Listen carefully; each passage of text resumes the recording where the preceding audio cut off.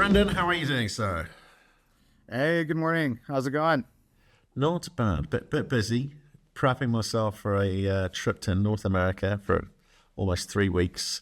Go see some of these quite cool development plays and some producers as well. So always like that, and might skip past Las Vegas just to check out the architecture. And don't get in any trouble. Well, North America is a try good not place to to. be for mining. That's And turning around architecture. at least for sure, and Yeah. architecture. Yeah. No, there's also the Canaccord conference going on down there nearby. Although I noticed they don't call it a Las Vegas conference. They call it something else, just in case the wives got wind of it. So yeah, Sure, lots of work will be getting done. lots. Right, we're going to talk royalties today. So I guess first things first is what's happening now. There's been a fair chunk of news coming down the line. Yeah. The royalty space, I think, is always pretty exciting. Lots of stuff going on. I think our last update was about a month and a half ago. So definitely the biggest deal since then would be Lunar Royalties and the Lundins. These guys just came out of nowhere. Yeah, I think they went public in December at the very end of last year. Just had a couple, kind of royalties spun out from other Lundin companies. And they just announced a massive transaction, 670 million US silver stream for equity transactions. So basically Lundin Gold, which owns Fruto del Norte, one of the largest gold mines in the world. It's going to produce about 500,000 ounces of gold, each year over the next kind of 5-6 years. Also going to produce about 500,000 ounces a year of silver. And basically, Lunar Royalties is going to be able to buy 100% of that silver at, I believe it's 10% of spot. So, just kind of quick calculation on that. If you're doing 500,000 a year, you can buy 100%. Let's call it silver's at 55 and you're paying, 5. You're looking at about 25 million US a year cash flow from that. And so, silver prices, I think, are higher than that today. So this is a significant game-changing transaction for them. A little jealous, because that's a hell of a deal. 670 million.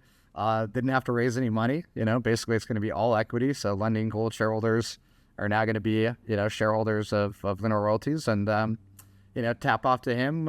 He's well on his way to creating a pretty exciting royalty company over there. So Yeah, I mean, obviously, there's no need to ask why Fruta del Norte is the first major streaming for Lunar. That's LUNR, folks, if you're looking it up.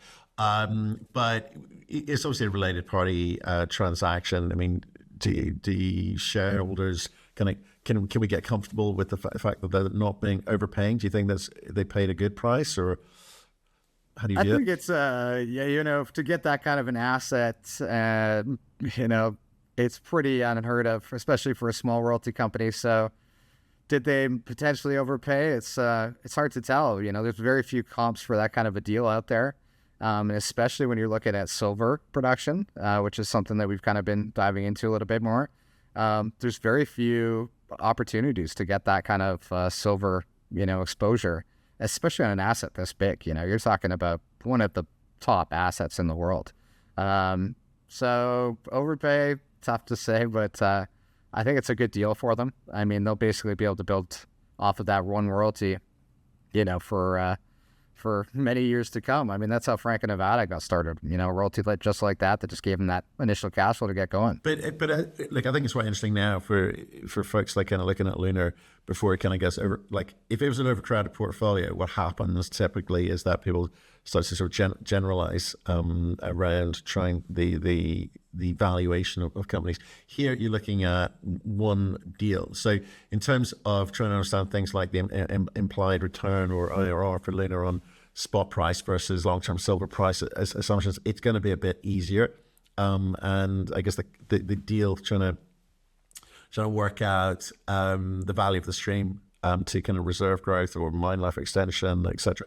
Again, it's going to be a little bit easier. So do you think they may come under a bit of scrutiny with regards to this deal, or because it's the Lundins, no one's really going to question them? Yeah, it's a good question. I think they have Newmont seems to be on side, and so I think they were about a 30% shareholder in Lundin Gold. So as long as they're on side, you've got a pretty big chunk.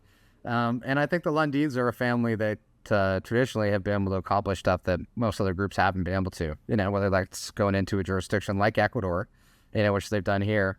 And so I would never bet against them, and be able to pull that off. I think I don't think anyone would say it's a cheap price, a super cheap price.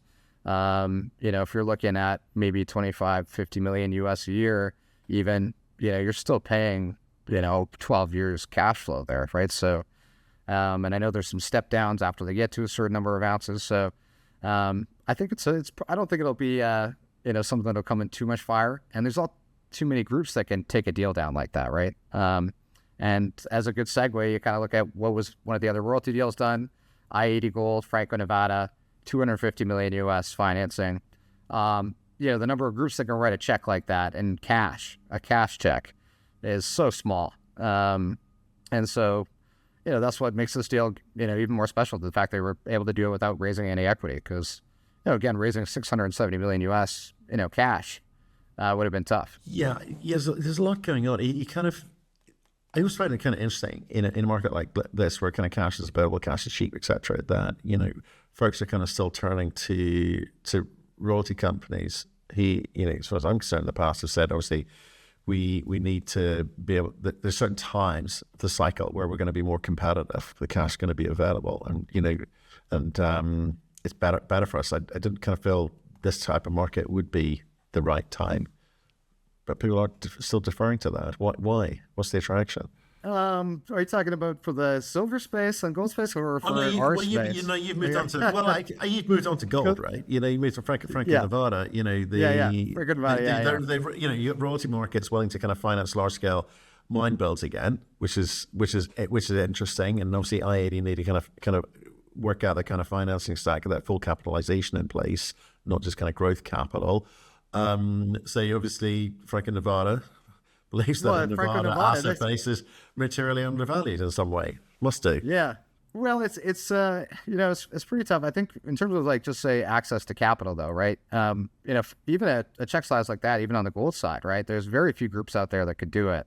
And, I imagine they probably paid up because that's what Franco-Nevada's been doing. And that really makes it tough for all the other groups out there to get deals done. Like if you were just a junior gold and silver, royalty group right now and looking at just those two commodities, it's going to be very, very difficult, And outside of this deal that Lunar's pulled off, basically impossible to get into an asset like that. Absolutely impossible. You can't, this will be a first. This is the first time that anything's ever done that like that quickly. But it's very tough, for those guys to get in. And there's not that many opportunities, I don't think, that the big money's actually looking for. I mean, you're talking about they want something that's in production or about to be, they're financing the production of it. And so when you look at that kind of, how many projects fit that category, and how many are actually going to take royalty capital, it's not that many, opportunities out there. So, but our space versus the gold space is different. You're talking about capital is widely available in the gold silver space, and that may be the case. But, even for copper, I find a lot of copper developers are still really lacking capital. And that's definitely, copper's at $650, something like that today. So that's crazy. Lithium prices are actually up 80% this last year, same amount as gold. That's going back over the last month or so, but, that there's been no money flow like there has been for the gold side. Nobody in lithium is going laughing away and saying, wow, we have so much money. We finally got here. It's very much still, tight in terms of capital. Yeah. Yes. It's very, very different. You've named two pretty big ticket items in the shape of, Lunar, and then obviously with I-80. We could talk about that ad nauseum, but for you as a kind of battery metal, non-precious metal royalty company, it's a little bit harder going, despite the kind of metal prices moving again. What do you put that down to? The fact that gold's just on a rip, and royalties has traditionally been all about gold, or is there something that people just don't get? I think don't get is probably a big part of it. Which has always surprised me a little bit because, if you want to calculate what these royalties mean, it's royalty percentage times annual production, times the metal price. And that'll give you kind of a sense of how to value these things. But yeah, it's definitely been tough out there. I think there's opportunities in this space, but we are still very unique in terms of our commodity focus. Evolve Royalties is another update.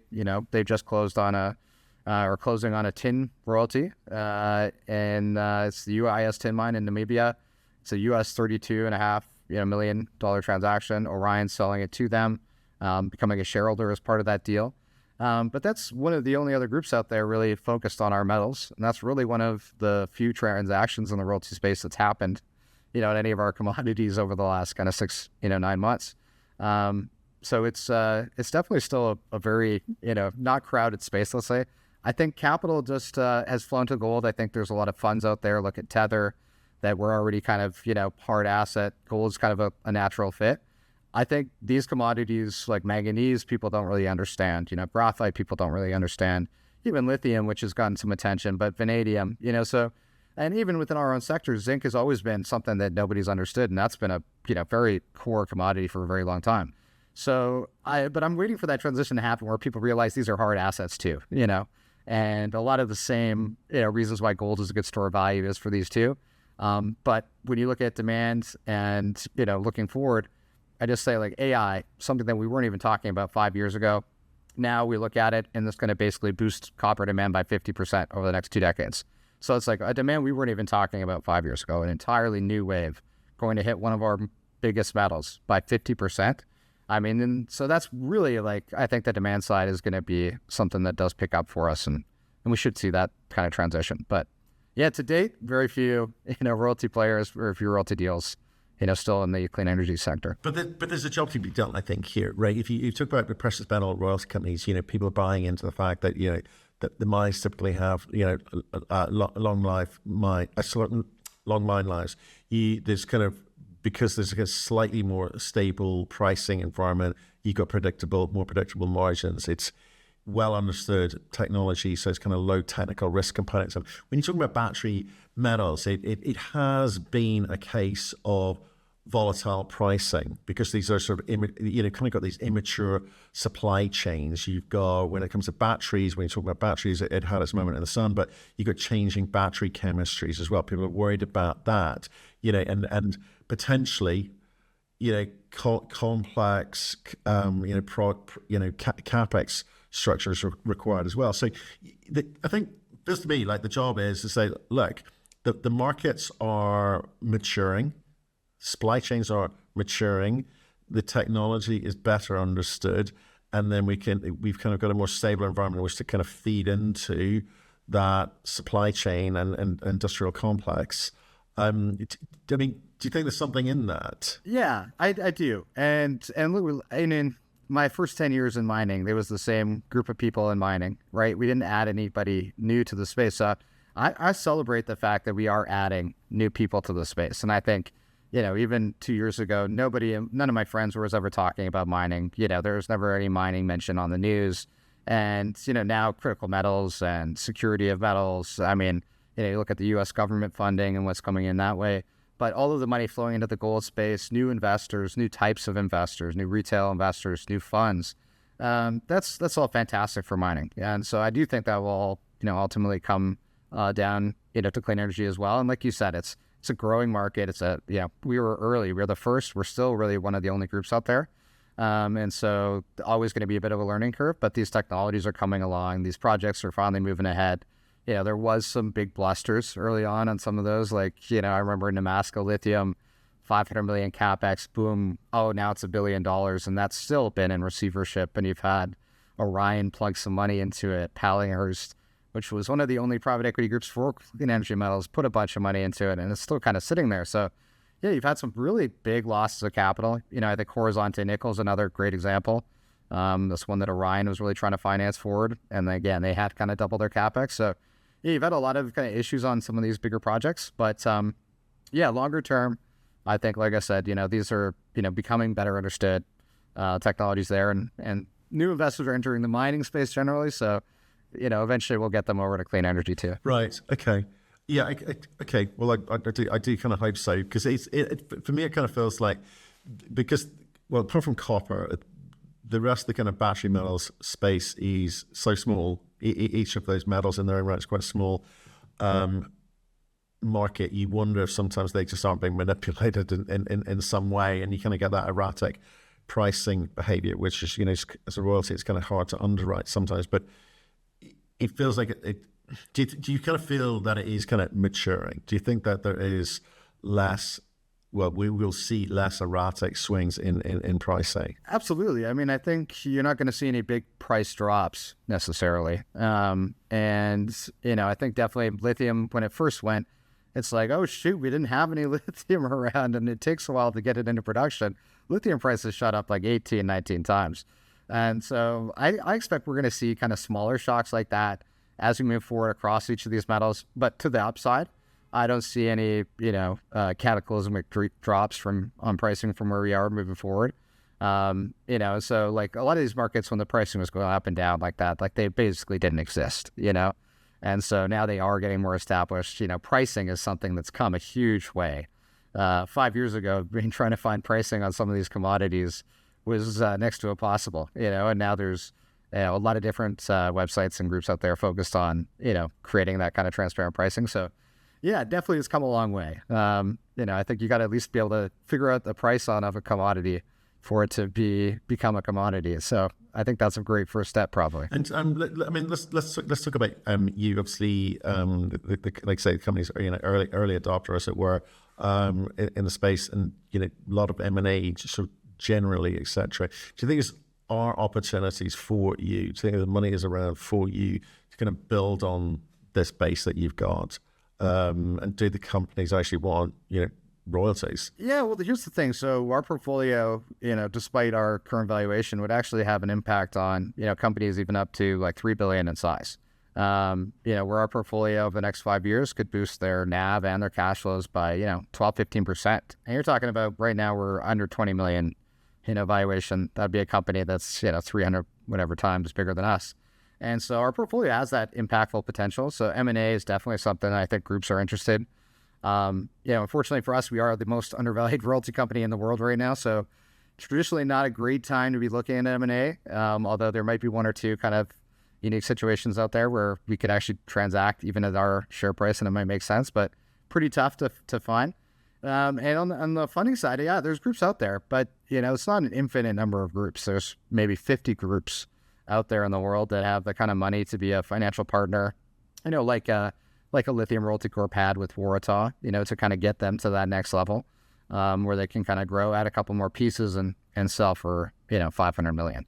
And when you look at that, there's really only, maybe 50 groups out there that are clean energy metals that can do, kind of public equity and get us there. So we're definitely in touch with those groups. And again, share price, it's about, taking on money at this valuation is really tough. So that's something that we're going to be working on in the next little bit. Fantastic. Well, kids catch up. It's interesting to see the impact that the royalty companies are still having there. And stay in touch with whatever your plans are. We're busy behind the scenes, Matt, so I'm sure we'll have something updated soon. You'll tell me when you can tell me. I get it. Okay. Good to see you, Brad. Speak to you soon. Awesome. Real pleasure, Matt. Thank you very much. Cheers, mate.